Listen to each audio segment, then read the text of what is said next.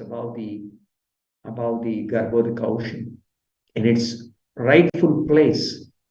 He situated the earth and he disappeared. So this is the Leela of the Supreme Lord. His appearance is Varaha in order to rescue the earth. So he is also called Bhuvaraha. He is also called Shweta Varaha. This present day of Brahma is called Shweta Varaha Kalpa. Kalpa means the day of Brahma. The different days of Brahma are recognized by different names. So the present day of Brahma is called Shweta Varaha Kalpa because at the beginning of this day of Brahma, the Lord appeared as Varaha in the white complexion. There is one more incarnation of Varaha, Lord appeared as Varaha at the end of Chakshusha Manvantara. Sorry, at the beginning of Chakshusha Manvantara.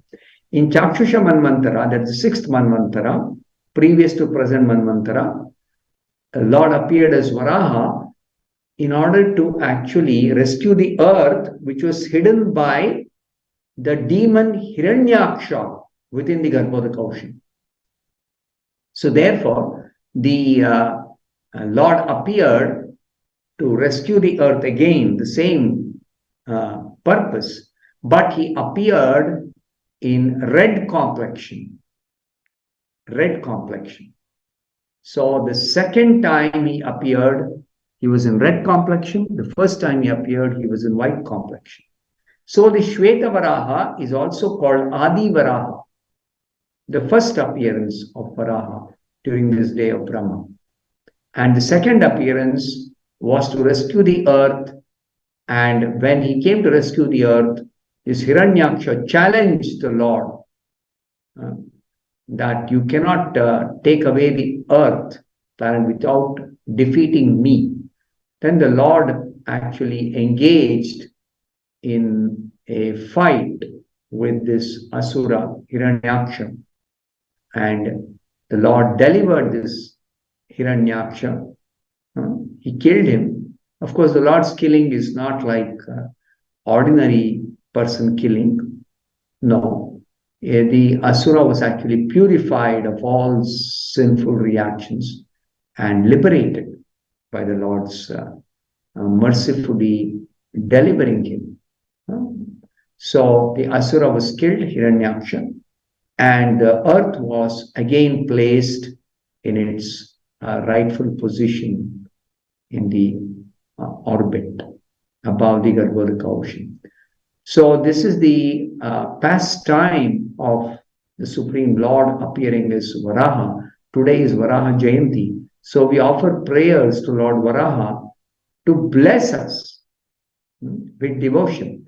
All the forms of the Lord are actually meant for the welfare of the devotees and also to deliver the demons.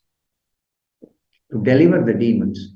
Paritranaya sadhunam vinashaya cha dushkrutam dharma samsthapanarthaya sambhavami yuge yuge.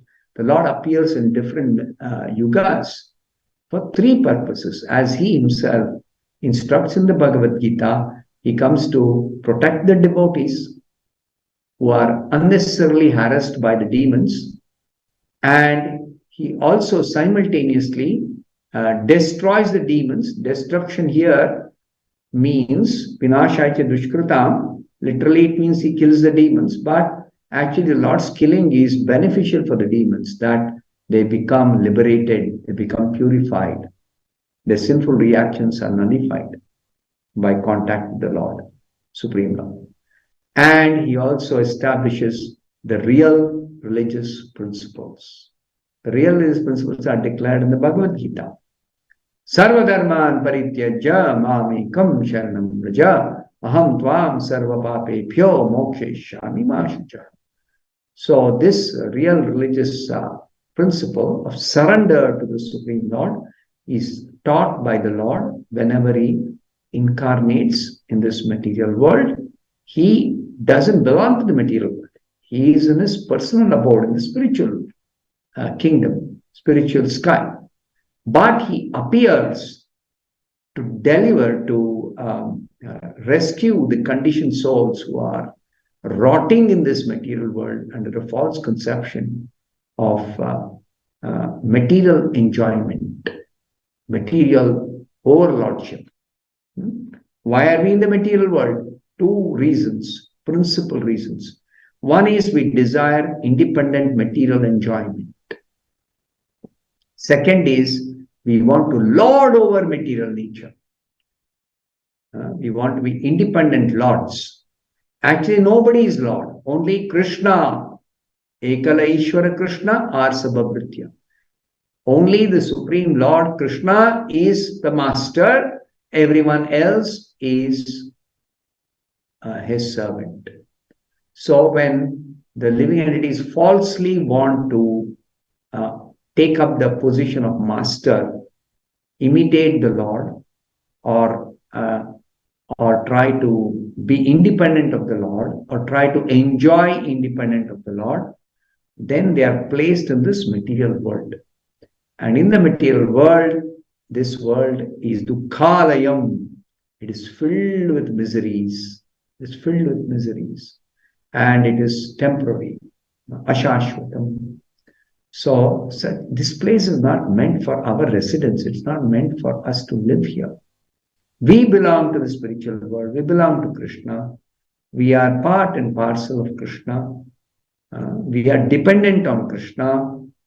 With Krishna, we have a loving relationship, eternal relationship. So forgetting all that, foolishly turning away from the Supreme Lord Krishna, we come to this material world, and consequently we have to undergo some suffering, which is part and parcel of this material existence. Because we are not meant to live here. We don't have suitable facilities for living here. So because we are very adamant, somehow or the other, I want to enjoy, I want to live here. I want to lord over this material nature. So Lord gives us a temporary body by arrangement through material energy.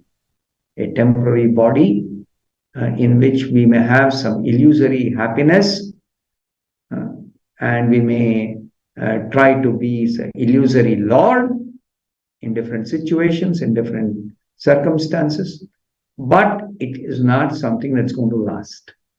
It is just for time being, some fulfillment of so-called desire. It is not a proper desire. I want to enjoy in this way, I want to lord over in some other way. But the Lord gives us a chance. At the same time, He instructs us that if we really want to be happy, if you really want to be peaceful, you want to enjoy, come back to me, come to my abode, surrender to me, depend on me, connect with me. All these are explained in the Bhagavad Gita and all the other scriptures, all the Vedic literature is explained. So, Lord Varaha, we can pray, please bless us, like He benedicted the devotees when He appeared as Varaha. He is ready to always bless those who ever seek His blessings, those who ever worship Him, those who hear about His pastimes, those who chant His name. Jayadev Goswami, one of the acharyas, has written a Dashavatara Stotra, glorifying Krishna, Krishna's 10 special incarnations, pastime incarnations, Dashavatara. So the third incarnation, Jayadev Goswami, is described as the incarnation of Varaha, in the list of the 10 incarnations. Keshavadruta Shukara Rupa Jai Jagadisha Hare. He is glorifying the Supreme Lord. Jaya, all glories, all victories to the Supreme Lord, who is Jagadisha, who is the actual Lord of the entire universe. Jagadisha. He is actually Hari, the Supreme Personality of Godhead. Hari. He is known as, is called by the name Hari. He mitigates all the miseries of the living entities. He takes away all the miseries. He takes away all the difficulties, all the miseries. And he also is the Lord of this universe, even though he is not directly connected with this universe through his material energy. He is controlling indirectly this material universe. And he is glorified as Vasati Dashana Shikhare Dharani Tavalagna Shashini Kalanka Kaleva Nimagna Keshavadrita Shukara Rupa Jai Jagadisha Hare. Beautiful description. Jayadeva Swami is telling the earth, Dharani, is appearing as a beautiful moon in the night sky, brilliantly shining. The earth is appearing like a brilliantly shining, beautiful moon, because the earth, when it was lifted on the two tusks of the Lord Varaha, the earth appeared like a beautiful full moon, because the earth is round in shape, but the glittering tusks of the Lord Varaha was illuminating the earth planet, and therefore the earth appeared very, very brilliantly shining in the sky when the Lord lifted the earth. And it was a very beautiful sight. Shashini Kalanka. The moon is described as having the mark of a rabbit. Shashini Kalanka Kaleva Nimagna. So the Lord appearing in the sky after having rescued the earth planet on his personally having rescued by lifting it on his tusks very effortlessly, playfully, as his pastime, Leela. He lifted that huge earth planet, which none of the Devatas could do anything, which is submerged in the ocean, Garbhodaka ocean. So the devotees glorify the Lord for all his pastimes, his activities, which are glorious. Jitam jitam te ajita yajna bhavana. There are many prayers. In the Bhagavatam, there is description of prayers offered by the sages, the saintly persons, the demigods, when the Lord appeared as Varaha. Beautiful prayers are there. There they are describing the Lord, even though appearing as Varaha, is actually the Supreme Personality of Godhead with a transcendental form. Do not mistake the form of the Lord in his incarnation as a material form. Not a material form. Because in his hair holes are the oceans are submerged. The hair holes of the form of Lord Varaha, the oceans are submerged. Because of that, when the Lord just shook his body, some drops of water fell from his transcendental body. And that drop of water which fell from his transcendental body as Varaha, that one drop fell on the earth in a particular place that became known as Bindu Sarovara. A small drop, but that drop formed a huge lake called Bindu Sarovara. Bindu because one drop from the Lord's body fell down when he shook his transcendental body while diving into the Garbhodaka ocean to lift the earth. So, that Bindu Sarovara, it is described in the Bhagavatam, was the lake in which Kardama Muni directed his wife Devahuti to take a bath in that Bindu Sarovara to rejuvenate her body, which had become emaciated by her following a lot of austerities in serving Kardama Muni. So there are a lot of other pastimes also associated with this Bindu Sarovara described in the Bhagavatam. So the Lord's form is completely transcendental. Even though appear like a board, it is not an ordinary form. So that form is worshipped by the devotees as the transcendental form of the Lord and glorified and prayed for by the devotees. Whereas the asuras, they think this form is either imaginary or they think this is some material form, and sometimes they try the Hiranyaksha.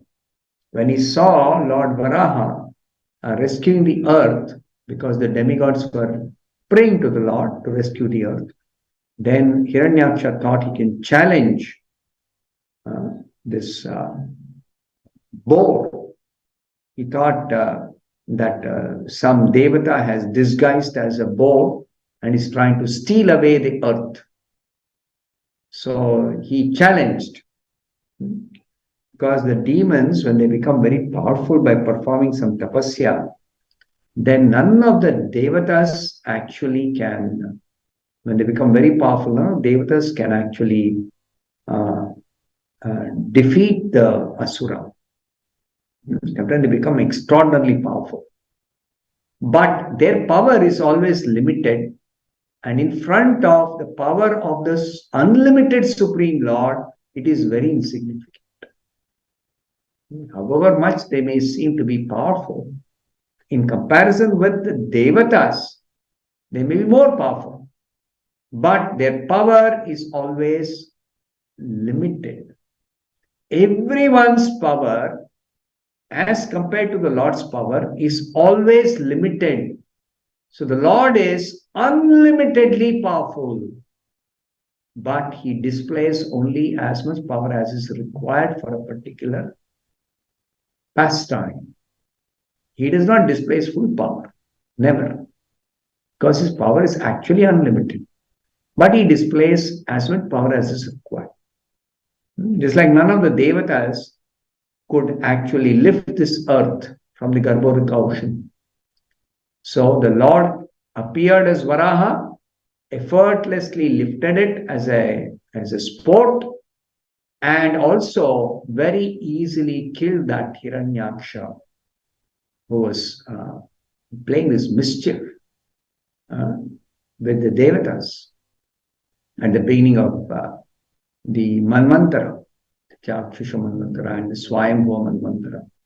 So very effortlessly the Lord rescued the earth and also killed this demon.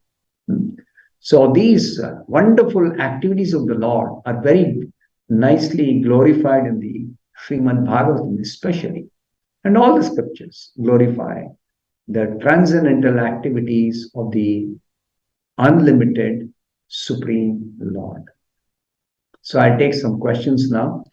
Here I have questions. First question, how to utilize Soulful Japa cards? Soulful Japa cards are actually cue cards. Cue cards means they are just meant for you to have the proper bhavana when chanting. Mainly during chanting, you are supposed to give your attention for chanting, hearing, and counting. 3 doings. Doing attention, chanting, hearing, and counting. Then there is also the background feeling, which is not anything to do with the, which is not interfering with your doing. So just like you can do an activity with a good bhavana, can do some activity with a bad bhavana. Just like sometimes when a person is told to do some work which he or she doesn't like to do, then they'll somehow do it because they're kind of forced or obliged to do it, but they don't do it with the right bhavana. Or somebody likes to do, then they will do that some activity which they are doing, they can do with a very nice bhavana. So similarly, our japa we should do with nice bhavana. What is this nice bhavana? Bhavana of gratitude, because the Supreme Lord is our maintainer, He is our protector, He is our topmost well-wisher. So He has appeared in the form of this holy name to bless us, to actually deliver us, to purify us. So we should have that sense of gratitude. So these soulful japa cards are meant to actually give you a cue that you should have a proper bhavana while doing the japa.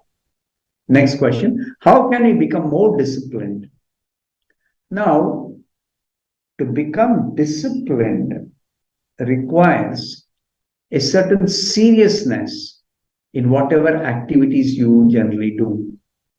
To become serious is to contemplate and actually understand what is the importance of doing whatever you are doing in your life, how it is going to be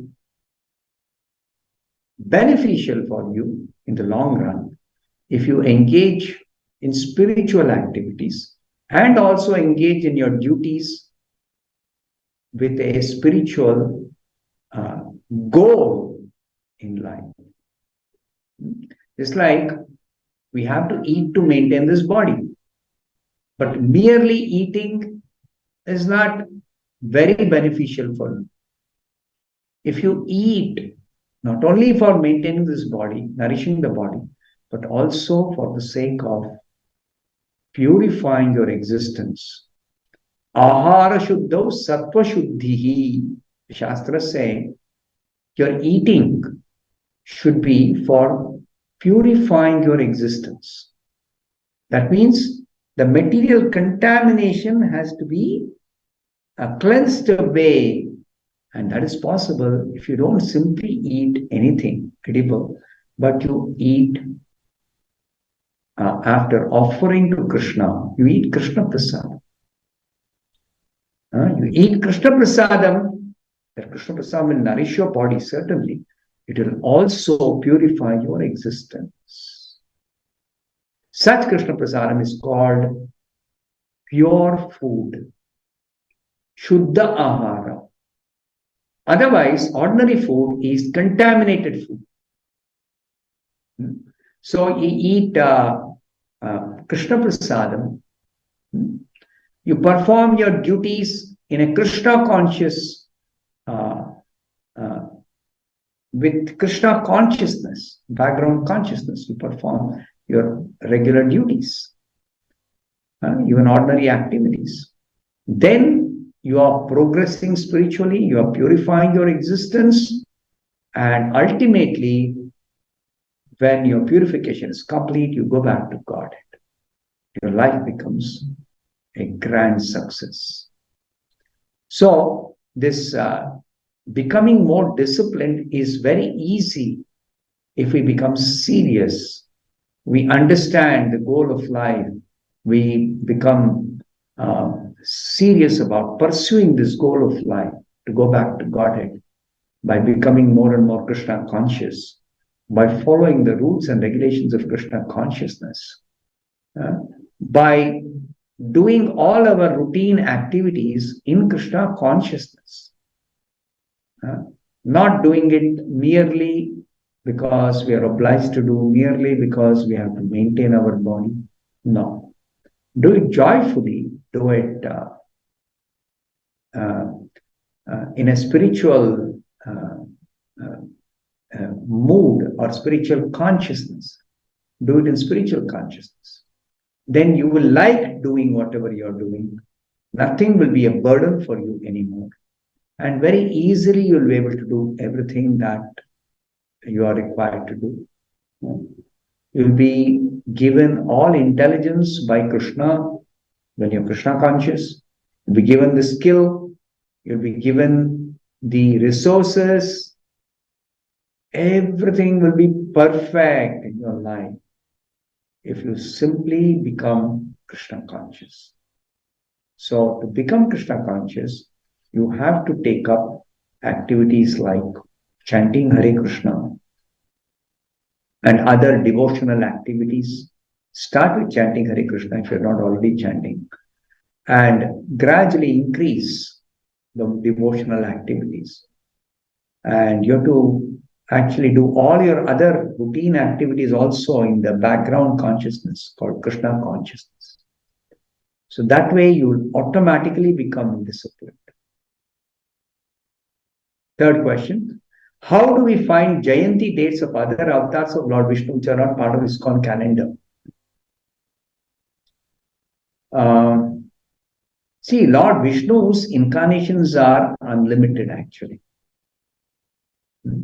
So you may or may not be able to observe all the Jayanti dates of the different incarnations of the Supreme Lord. But whatever is given in ISKCON calendar, that is enough.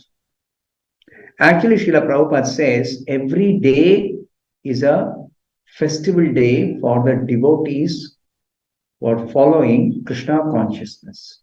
Why? Because every day we are worshipping the Lord. Every day we are singing His glories. Every day we are offering food and taking prasadam. Every day we are hearing about His pastimes. Every day we are remembering Him. So every day is actually a festival day.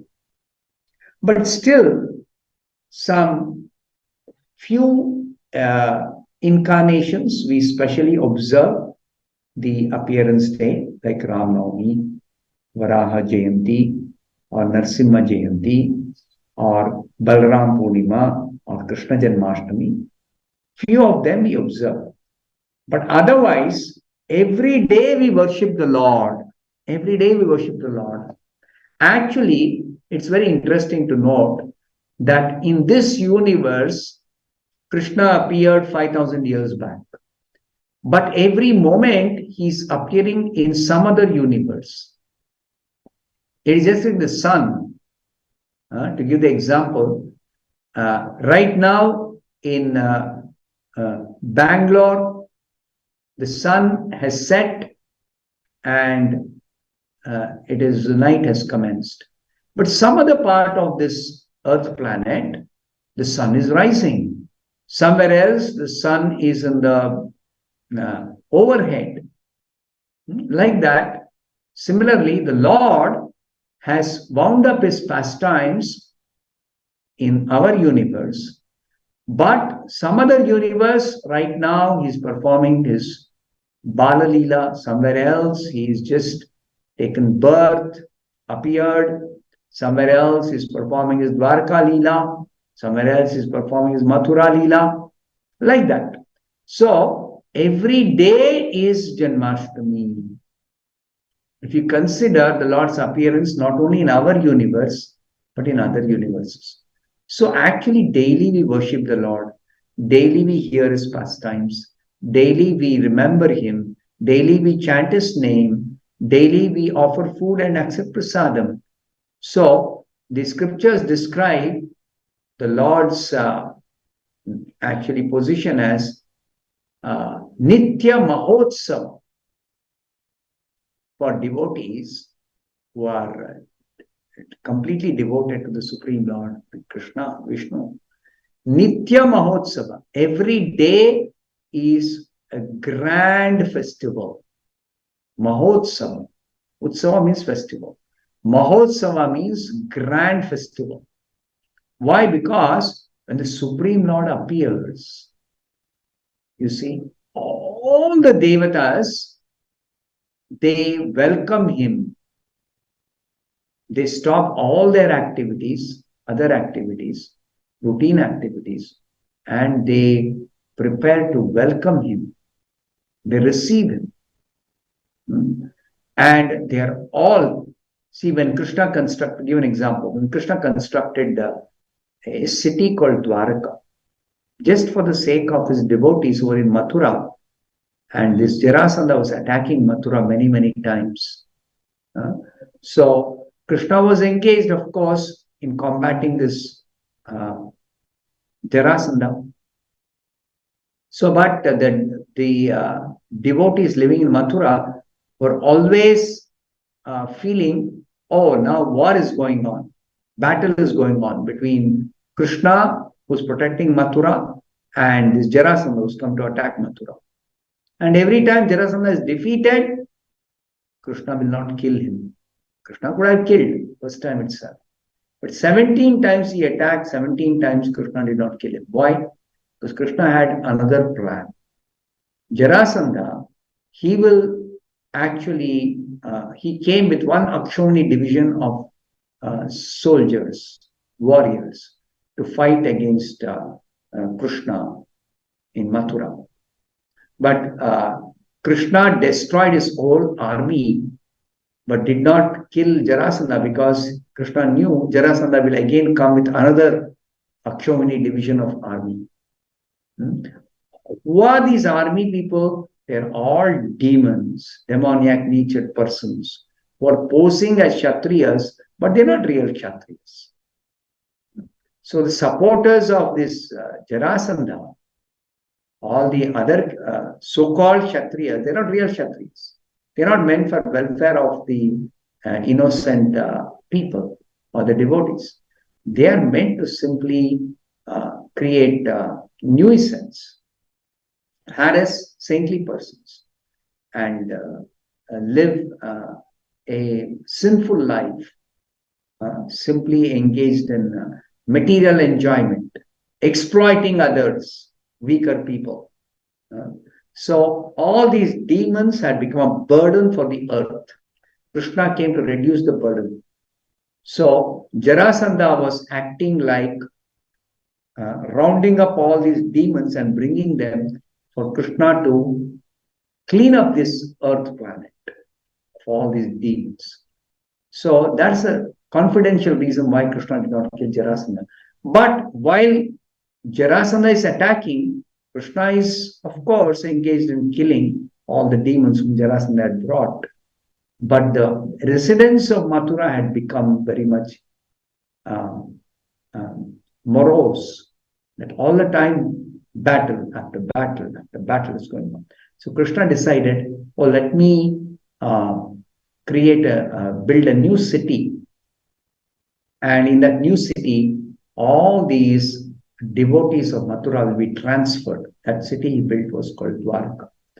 Now that city was so beautiful that all the devatas, they were completely astonished how nice that city is. So when Krishna actually inaugurated that city, the devatas came to visit Krishna. 33 crore devatas brought 33 crore gifts to give to Krishna. This is Krishna's wonderful pastime of building the Dwarka city and transferring all the residents of Mathura to Dwarka so that they are protected and safe against the attack of Jarasandha or any other demons. So these are the wonderful pastimes of the Supreme Lord. That 33 crore devatas, which devata has got the opulence that when he performs any function, that all the devatas will visit, they cannot do that kind of program. They cannot have. So they're all limited. Even though some devatas are more powerful and more rich than the other devatas, but nobody is rich enough to host 33 crore devatas. Nobody is rich enough to do that. So that is only possible for Krishna. Krishna maintains the entire creation. What to speak of 33 crore demigods? billions and trillions and zillions of living entities is maintaining in so many planets, and all these planets together form one universe, so many millions of universes. So that is Krishna. So Krishna only can maintain, nobody else can maintain. So this is the opulence of the Supreme Lord. So that opulence we can get some understanding when we hear from the Srimad Bhagavatam, Krishna's pastimes, in his form as Krishna and in his form as different incarnations, Rama, Narasimha, Varaha, Vamana, etc., etc. So all these incarnations are glorified in the scriptures, especially the Bhagavatam. So the important, I wouldn't say important, some selected incarnations, their appearance day is given in this ISKCON calendar. You observe that, that is enough.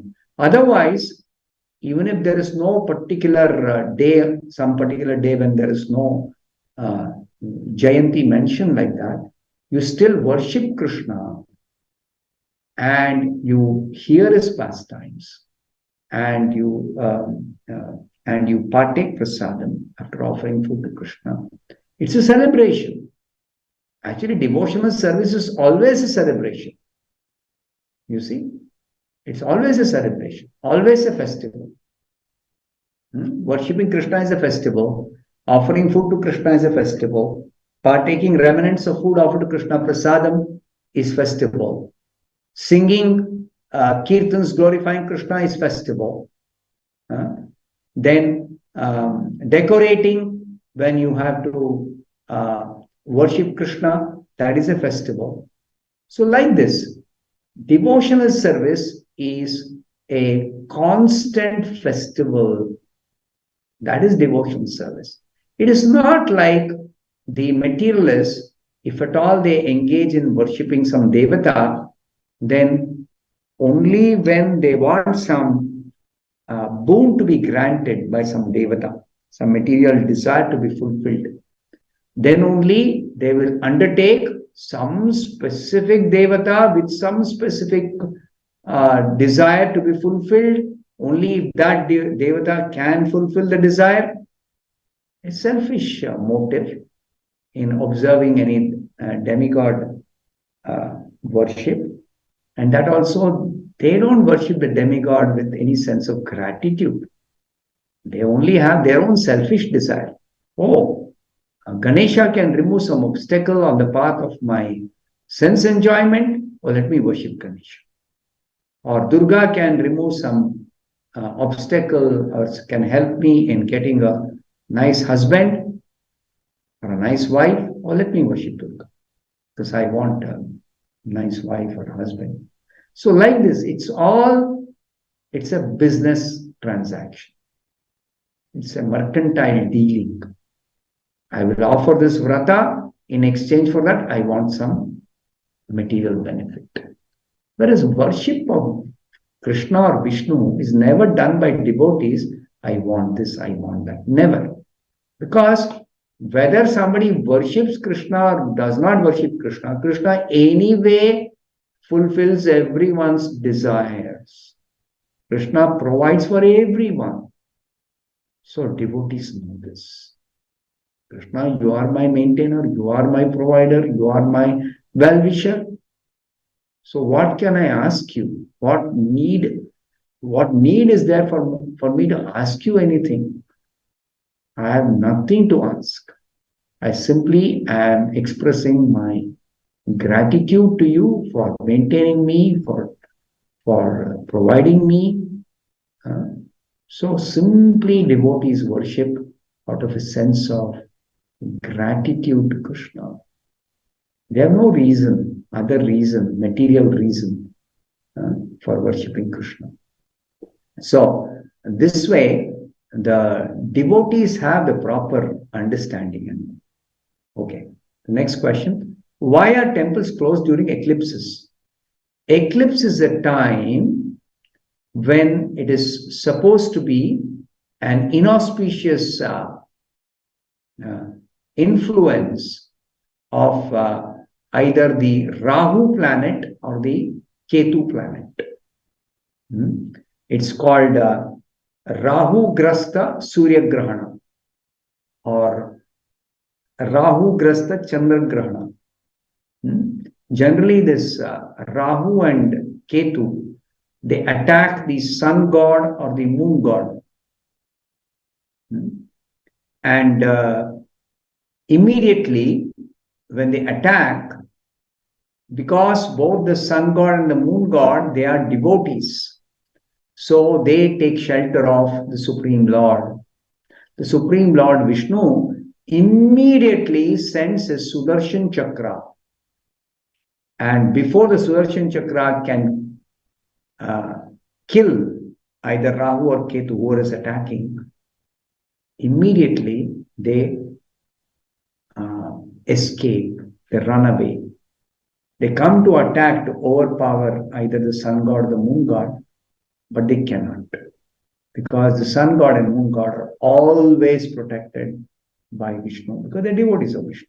All the devatas, they are devotees of Vishnu. Vishnu Bhaktas Mruto Daiva. So the eclipse lasts only maximum of 1 muhurta, 48 minutes. Because within that time, the Sudarshan Chakra will come and chase away this Rahu and Ketu, Rahu or Ketu, whoever comes to attack. And this eclipse time, when Rahu attacks or attempts to attack, he cannot attack, he attempts to attack, is a very, very inauspicious time. There are so many inauspicious influences. And these influences actually are meant for only materialistic persons, this bad influence. For devotees who are engaged in Krishna Bhakti, there is no question of any bad influence of any of the malefic planets. Shani planet, or Rahu, or Ketu, or Mangala. Mangala is named Mangala, but it's Amangala. It is all most of the time inauspicious. Like that, devotees are not at all bothered about what planet is having what kind of influence, because they are safe and protected, and always life is auspicious for them because of Krishna. Krishna is all auspicious. Krishna is all auspicious. Krishna's name is all auspicious. Krishna's deity is all auspicious. Krishna Prasadam is all auspicious. Like that. Krishna Kirtan is all auspicious. So there is no inauspicious for devotees. Then why temples are closed? Because the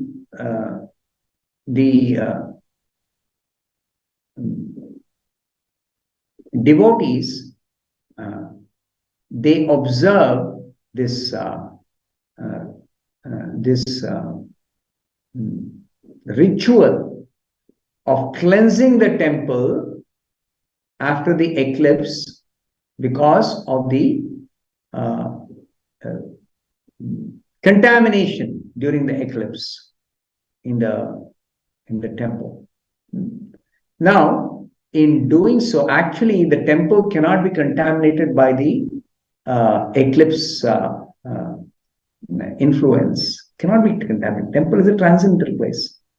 But devotees take a humble position that our devotional service is not pure devotional service. Okay? So, since it is not pure devotional service, we are attempting to do devotional service nicely, but it's not pure devotional service. So, our bhakti is not enough to ward away the evil influence of the eclipse. So, considering like that, the devotees want to keep away the bad influence, so they close the temples. And after the eclipse is over, they thoroughly wash the temple and purify everything, for making it suitable for again worshipping the Lord. So this is the devotees' humility.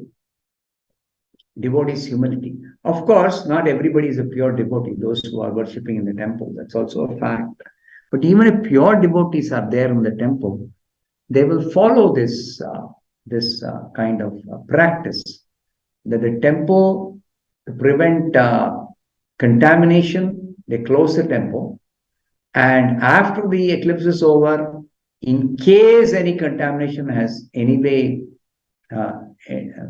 happened in the temple, they thoroughly wash the temple, they purify all the paraphernalia, and then after that they resume the worship. That is why the temples are closed during eclipse. Okay, I'll stop here. Thank you very much. Hare Krishna.